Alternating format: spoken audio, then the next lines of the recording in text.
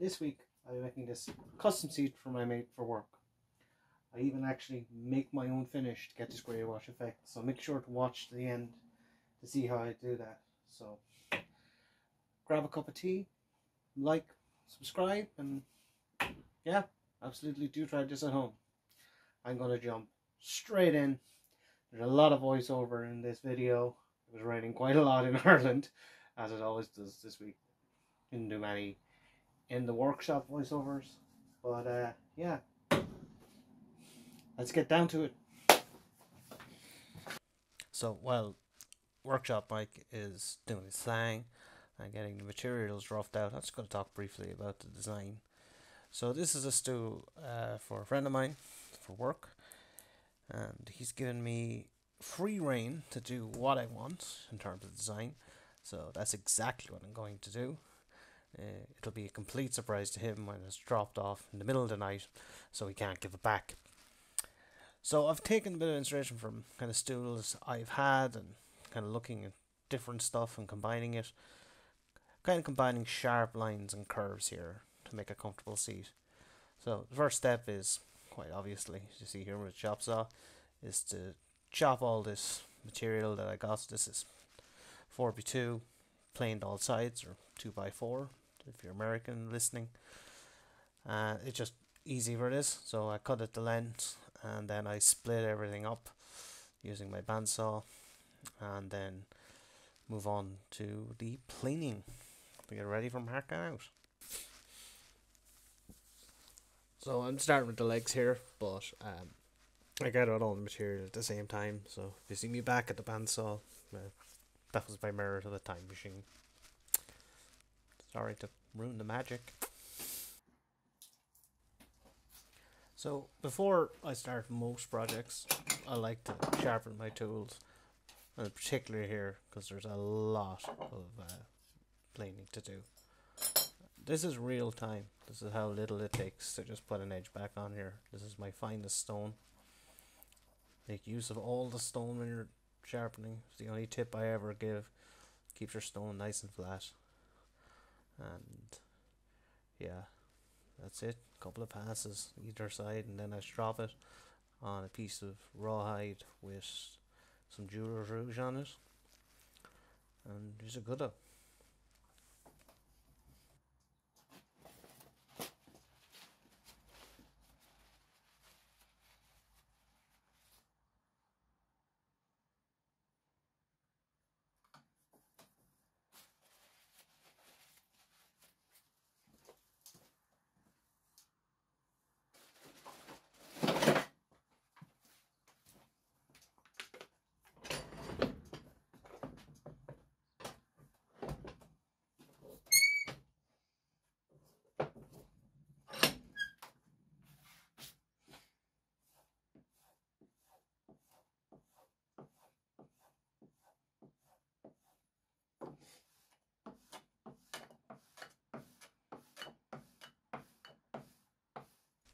I don't take pride in many things, but I do take pride in that razor sharp planing blade.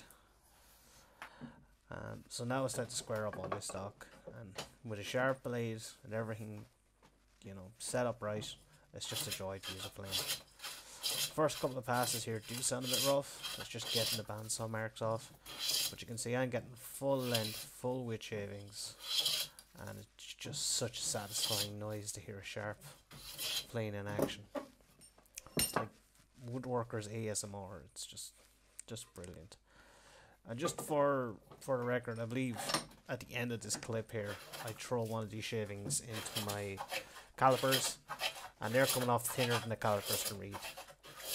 But why is it important that it's sharp? Obviously it makes life easier, but it's so much easier when you're taking off small amounts and consistent amounts to keep that square and to, you know, have your faces be right.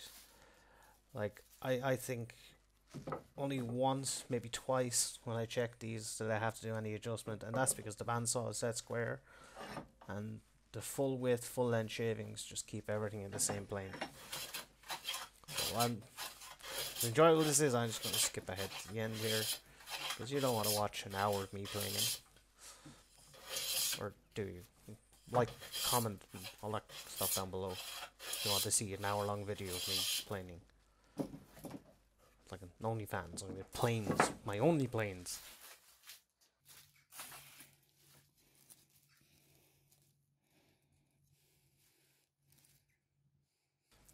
There you go, 0.000. Gotta love it. Now it's time to do a bit of marky. Oh wait, hang on. I should probably explain what I'm doing first. Let's give me a second. Okay, so for the legs on this, I'm going to do what's known as a miter tenon. So if we imagine this is the, looking out at the top of our leg. What we're going to do is we're going to cut a tenon in here for our mortise in here for our front piece. It's going across the front, and the one's going across the side. Those two are going to meet in the middle like that, creating a cutout roughly of this shape in the end of the leg. What we do then is we cut our tenons as we normally would, but rather than having them square on the end, we cut a miter on them. So when the whole thing is assembled, what you end up with is your tenon like this. And these two tenons then meet bang on in the center at a miter. Optimizes the depth of the tenon, and also then a little bit of glue on glue there. Adds a small amount of strength, not a huge amount, but that's the basic idea here. So now it's time for the marking time lapse. I made a bit of a mistake there. What I meant to say was end grain on end grain, glue on glue is, I don't know what it is, but essentially the end grain is probably the least strongest way you can glue something. The optimal is side grain to side grain. End grain to end grain is going to be very weak, as is end grain to side grain. I speed through this because in my previous video I spent a bit of time talking about how to mark out mortises and stuff, so it's all just the same. And again, the tip from who, I can't remember who, but it was someone on Instagram. I saw them using this masking tape trick where you put the masking tape on the part and then write it in marker. It has made my life so much easier. The amount of hours I spent looking for tiny little marks that I put on to lay it out. And I take this very slowly and very carefully, because if I mess this up, they're messed up full time. The key to marking something like this, where you have all four have to match, is to mark one up first, and then rather than measuring again, you mark every single leg off that first one. That gets you as close as possible to perfectly lining up. And when I have the mortises mark out, I mark out for my bottom rails. In this case, my bottom rails are going to be 16mm steel bar. So I'm just marking height in and the center point, and then I just define that center point using my brad awl, because I'll be using a spade bit. So now I just go ahead and cut all those mortises. The method I use here, I've explained before, is I like to just use as wide a drill bit as I can to drill out the bulk of material, then clean it up with chisels. And here I'm just using white insulating tape as a basic depth stop, so I don't drill through the other side. But it's been 8 minutes of me talking, so I think you deserve a little musical break while I cut these and cut the tenons to match it. So enjoy.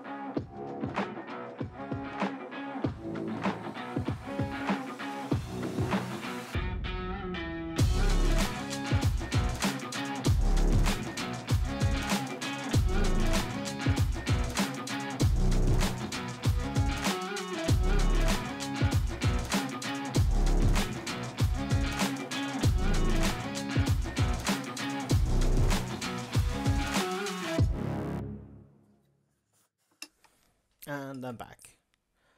This jig always bears showing again. It's just a very simple rudimentary jig. The piece of timber is clamped down, it has a straight edge and it's at 90 degrees. It's just so perfect for this kind of work where I want to completely square up a shoulder. Like, because I have my knife lines there and everything is lined up, I can just line up that piece of timber with my knife line and just work from both sides, and the two of them meet exactly in the middle at the same plane. So once I had all the shoulders cleared up, I just went over to my chop saw and cut my 45s. Now, technically these should be perfect, but I did have to go back a few times, cut a little bit more off and make sure the joint was perfect.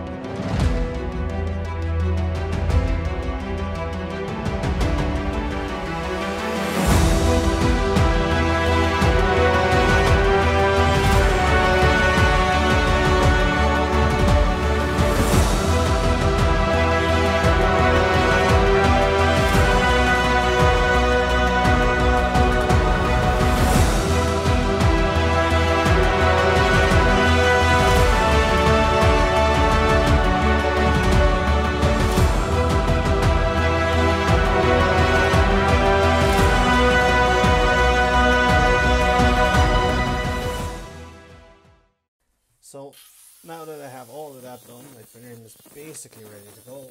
So it's time to cut the steel rods that'll be my cross braces. So I make up a very simple jig for this. And then just chamfering the edges of the rods makes it easier for them to go in. Now these rods are pretty manky, so before I can do anything with them, I polish them up a bit using just some quadruple aught steel wool, or 4-0, depending on what way you want to say it. And then I finish them with just some acrylic. Is it acrylic? Yeah, acrylic lacquer. And these aren't like shiny, but that'll work with the finish, which is something fun that you'll see.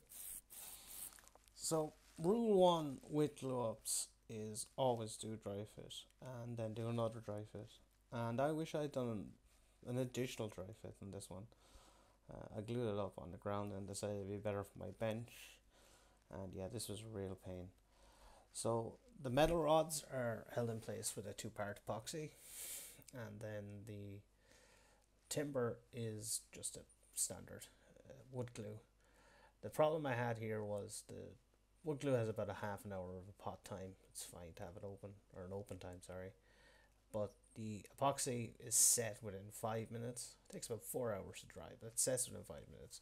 So I did end up having to do a second batch here. So that's why it was vital I knew it would go together and do my dry fit.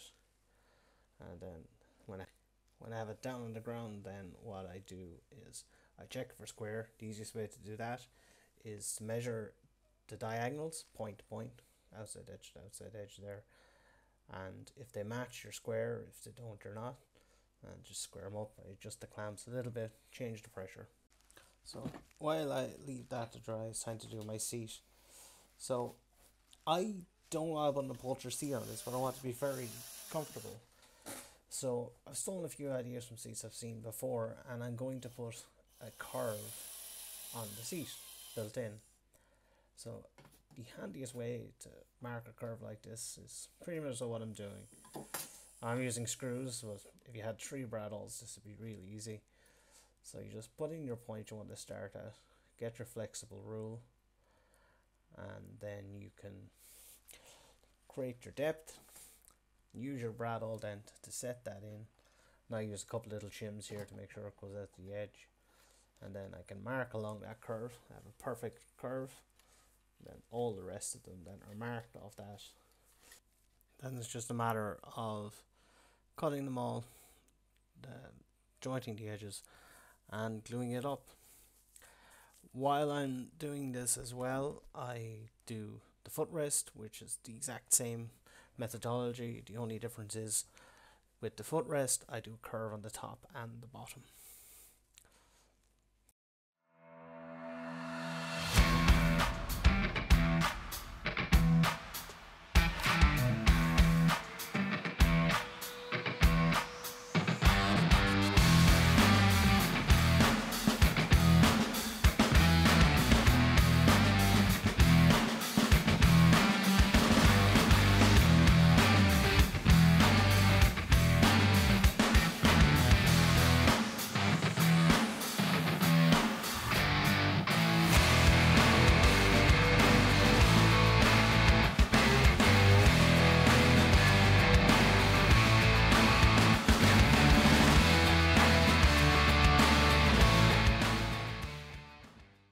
So for my footrest, I'm going to require two arms or supports, whatever I want to call it.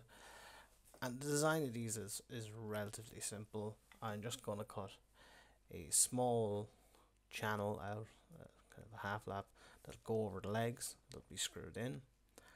This is very similar methodology to kind of most of the stuff that I do. It's all repeatable once you use the same skills. So here, again, I'm just cutting a shoulder for my saw to sit in, and then I use my saw to cut down to my depth and clean the bulk out with the chisel. And I just repeat that then for the one on the other side.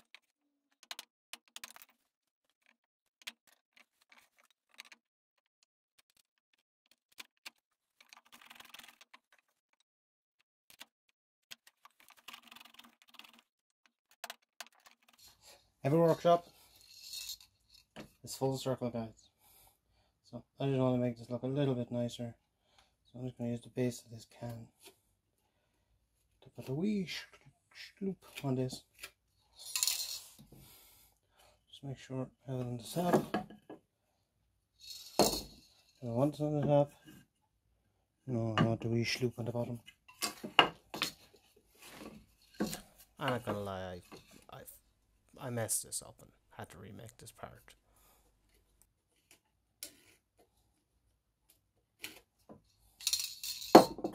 I'm going to put a bit of a slope on the underside of these, and then I'll put a little sloob on it. Sloob, of course, being a technical term that I made up because I couldn't think of the word fillet. I had these cut down, I'll put a curve on them. This does two things really. It makes it look a little nicer, takes a bit of the weight off, also gives me less length to screw. So I'll just go cut those in the bandsaw. Once they're bandsawed, then I just clean them up using my plane and my belt sander in my vise. It's a really quick and handy way of doing this, and they turn out really nice. So earlier on I had shaped my footrest in the bandsaw, so now I'm just cleaning it up. You can do a curve provided that it's concave using a plane. It's only a matter of controlling how you're bringing that plane across the surface. It's about a light touch and just checking where you're going with the grain. Within seconds this is ready to go, and all I really needed was a run over with my 180 grit sandpaper on the random orbit sander. A plane is an amazing tool. So for the inside concave surface, I use my spoke shave. Now, I know this is going to start an argument. Do you use spoke shave forward or backwards? Doesn't matter, whichever works. This is actually a flat sole spoke shave, which technically isn't for a concave, but because it's so little, I just give it a little bit more iron than I normally would, and it just does an incredible job.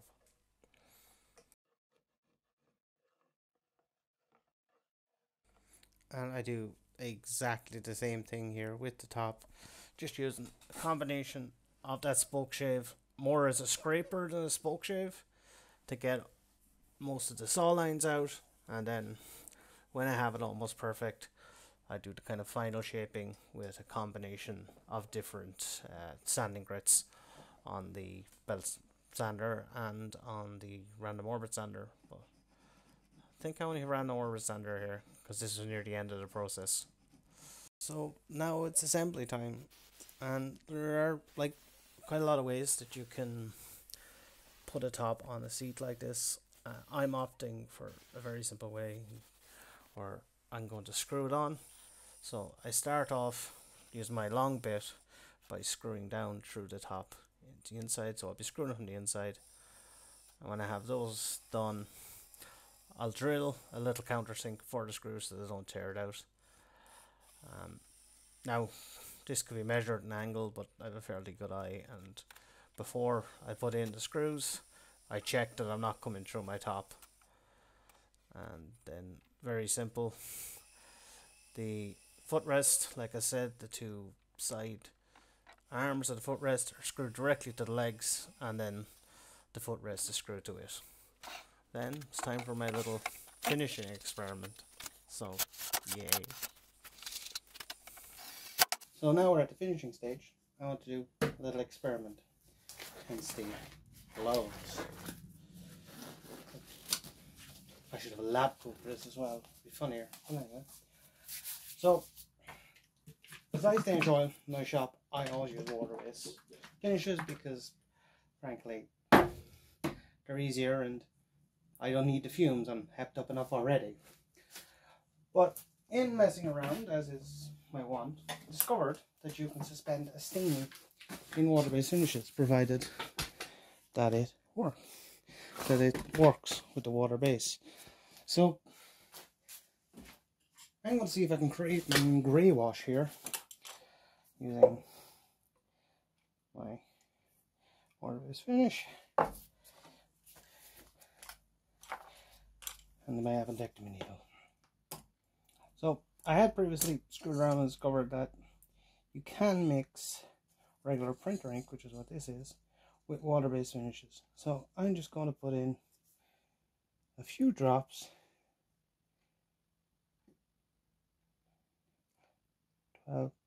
14 drops, because 13 to be unlucky. Now let's see where we get. Highly expensive paint stick. So I don't want this dead black. I want this to have a nice grey wash.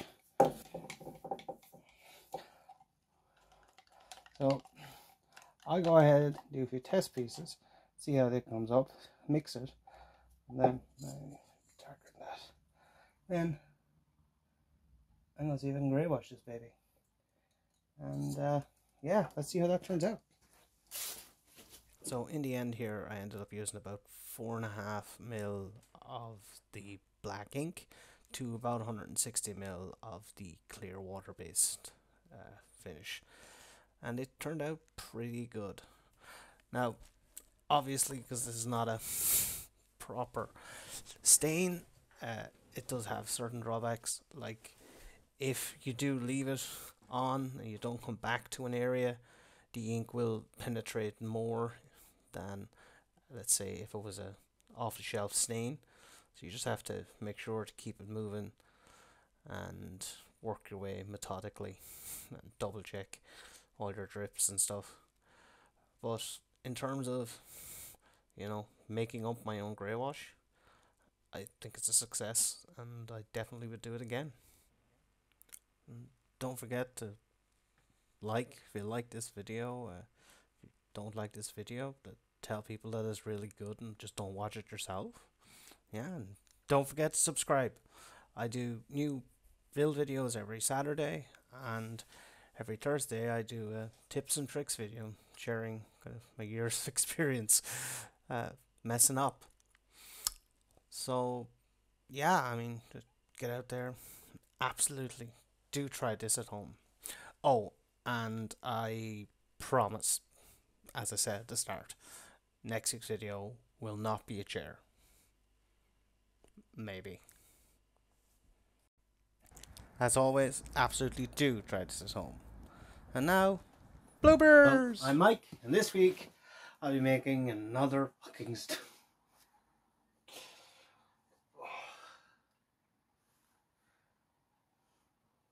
the life I lead. Now, I use very cheap gloves, apparently.